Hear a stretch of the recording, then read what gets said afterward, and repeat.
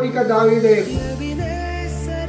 నా కాపరి యెహోవా, గాఢాంధకారపు లోయలో నేను సంచరించినా కూడా నేను భయపడను. అంటే గాఢాంధకారపు లోయలు అంటే అనేక కష్టాలు మనకు వస్తూ ఉంటాయి, అనేక రకాలైన బాధలు, శోధనలు, వ్యాధులు, అనుకోని సంఘటనలు మన జీవితంలో జరుగుతూ ఉన్నాయి.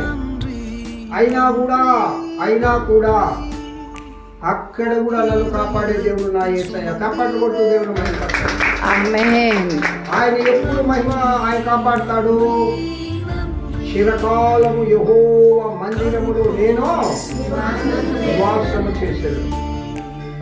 చిరకాలము దేవుని మందిరములో నివాసించడం కోరుకోవాలి, ఆశ కలిగి ఉండాలి. చిరకాలం అంటే అర్థం ఏంటంటే జీవించినంత కాలమే కాదు, జీవితము అయిపోయిన తర్వాత కూడా మన ఆత్మ దేవునితో